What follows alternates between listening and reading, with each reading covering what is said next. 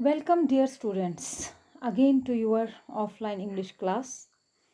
Today we are going to do the language work of the Happy Prince. Okay, so here we start.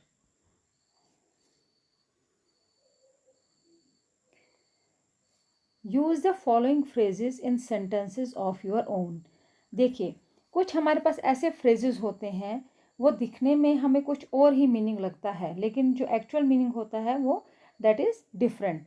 जैसे bring out, अगर आप इसको लेम man के language में आप सुनेंगे ब्रिंग आउट, आप ऐसे बोलेंगे ले आना, बाहर ले आना, ठीक है. लेकिन यहाँ पर जो फ्रेज है that is bring out means publish करना. The new edition of this book has been brought out recently. तो bring, brought out, ठीक है. bring का सेकेंड फॉर्म रखा उन्होंने brought out recently. तो इस तरह से यहाँ पर bring out का मतलब हो गया पब्लिश करना, ठीक है. तो दूसरा हो गया bring up, ठीक है. bring up बढ़ाना, ठीक है. look after करना. It is the duty of parents to bring up their children. ये पेरेंट्स का फ़र्ज़ होता है अपने बच्चों की देखभाल करना, ठीक है. Now the third one is bring fourth, आगे लाना, टू प्रोड्यूस समथिंग, ठीक है. ट्रीज ब्रिंग फोर्थ फ्रूट, जैसे पेड़ जो हैं वो क्या ले आते हैं, फल ले आते हैं. Fourth one is look up. Look up हो गया कुछ ढूंढना, जैसे किसी किताब में या कहीं पे कुछ ढूंढना. To search for something in a book. Look up the time of the next train in the timetable. Time table में ट्रेन का टाइम देखिए, ठीक है. Look up the time of the next train in the time table, कुछ चीज़ किताब में ढूंढना. और हम ये भी बोल सकते हैं look up at page number 24, ठीक है. इसी तरह लुक अप हो गया to search for something in a book. Fifth one is look into, to investigate और एग्जामाइन.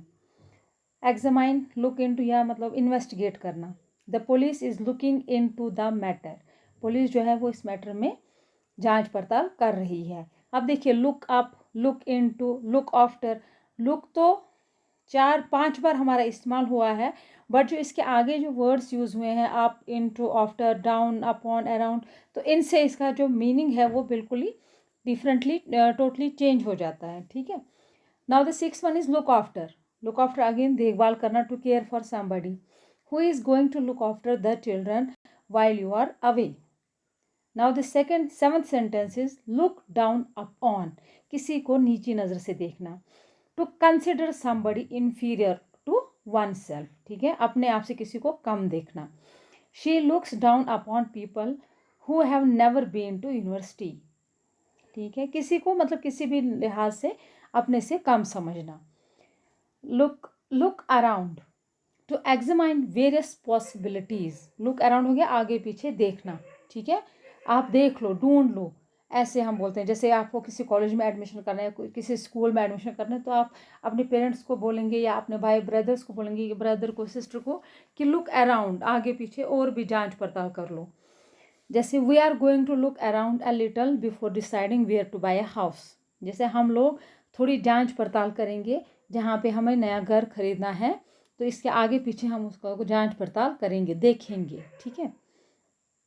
फॉल इन, ऐसे बोलते हैं फॉल इन, वो कुएं में गिर गया, वो नाली में गिर गया. फॉल इन, फॉल का मतलब हो गया गिरना, बट यहाँ पर फॉल इन हो गया to become involve with somebody. जैसे she fell in love with a doctor. Fell in, to become involve with somebody, किसी के इसमें.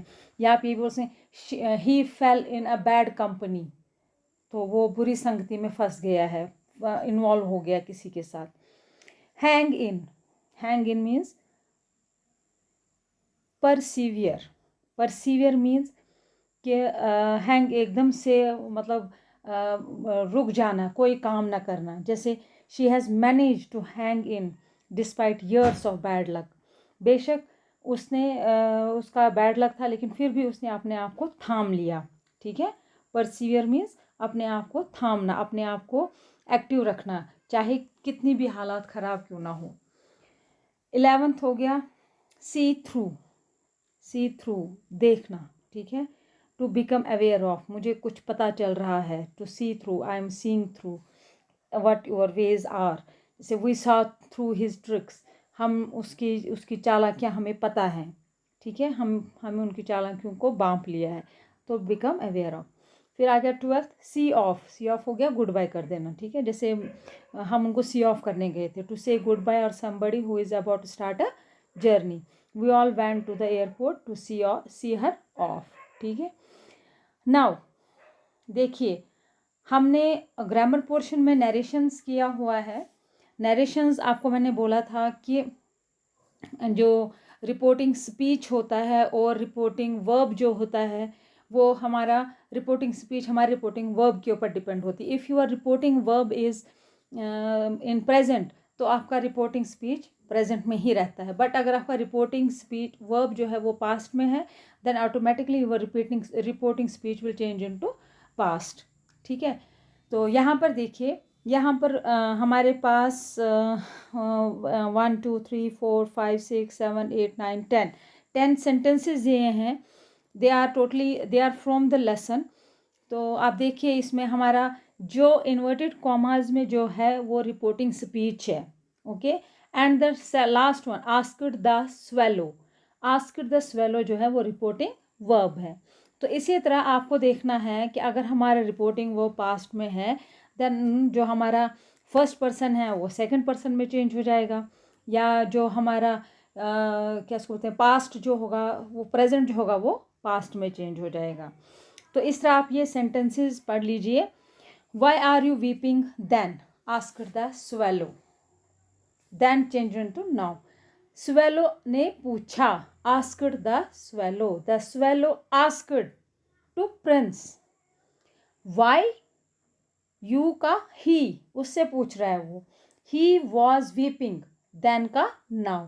वाई ही वॉज, आर का was, why he was weeping now, okay. तो इसी तरह से नीचे जितने भी सेंटेंसेस हैं इनका आपको solution, I don't think I like boys answer the swallow, तो इसका आंसर आपको मिलेगा, ठीक है। आपके आंसर्स यहाँ पर हैं। The swallow answered that he did not think he liked boys.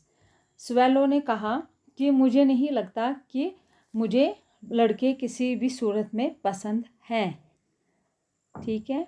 Y he was weeping. इसी तरह यहाँ पर आपका ये सारा सॉल्व किया हुआ है, सारे आंसर्स दिए गए हैं।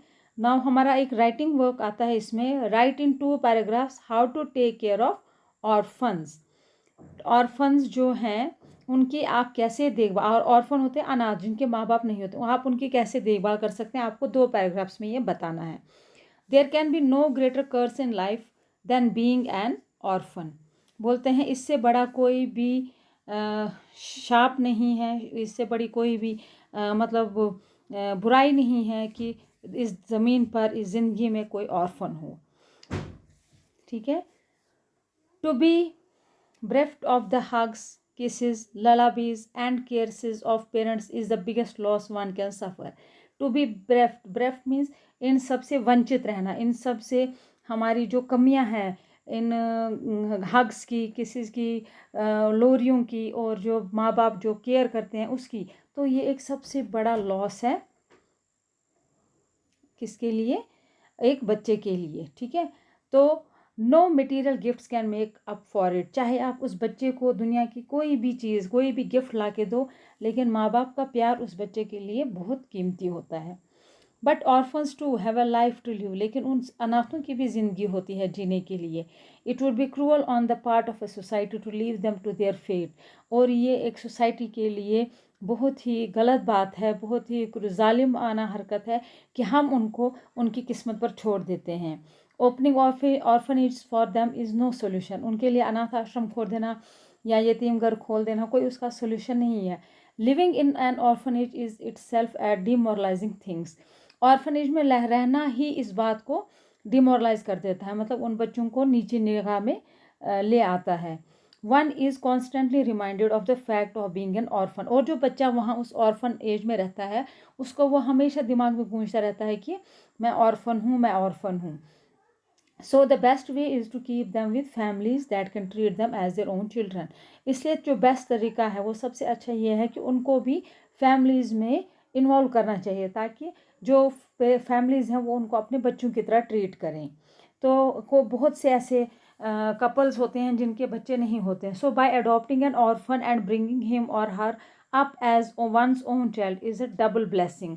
तो ये तो बहुत बड़ी अच्छी बात होगी, दुआएं मिलेंगी उस पेरेंट को जो किसी एक अनाथ बच्चे को अपने घर लाकर उसको अपने बच्चे की तरह पालेंगे। It proves a blessing for the adopted child. उस अडॉप्टेड बच्चे के लिए भी वो एक बहुत अच्छी बात, दुआ की बात होगी, ब्लेसिंग की बात होगी। And also earns God's blessing for the family that adopt such children. और उस फैमिली के लिए भी ये बहुत ही उस पर भी गॉड की बड़ी मेहरबानी होगी जब अगर वो फैमिली इन अनाथ बच्चों को अडॉप्ट करे।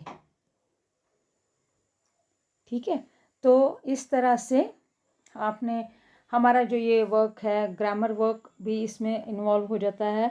यहाँ पर आपके सेंटेंसेस सारे दिए हुए हैं।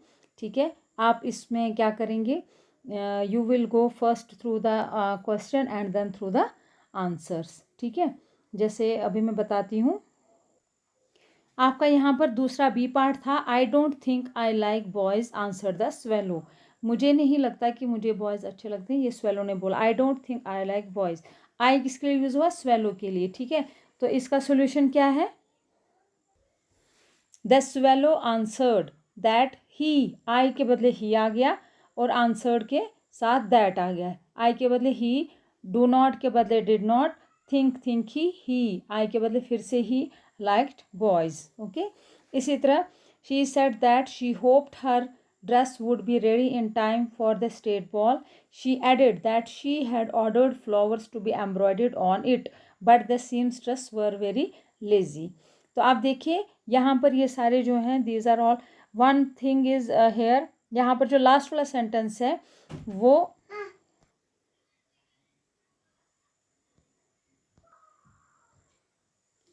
Look at the last sentence, the little swallow says. ये देखिए यहाँ पर आपका रिपोर्टिंग वर्ब जो है that is in present tense. तो इस वजह से जो आपका आगे रिपोर्टिंग स्पीच होगा वो चेंज नहीं होगा, एक्सेप्ट उसमें टेंस चेंज नहीं होगा। हाँ, फर्स्ट पर्सन सेकंड पर्सन में चेंज हो जाएगा और बाकी जो सेम सेंटेंस है दैट विल रिमेन सेम, क्योंकि इसका रिपोर्टिंग वर्ब जो है that is in present, the little swallow says. ठीक है, और भी ऐसा कोई सेंटेंस इसमें नहीं है, दिस इज ओनली सेंटेंस। तो बाकी सारे इसमें पास्ट में है। ठीक है, तो लास्ट वाला आप देखिए, लास्ट वाले में सेज आ गया, तो इसमें आप देखते हैं क्या,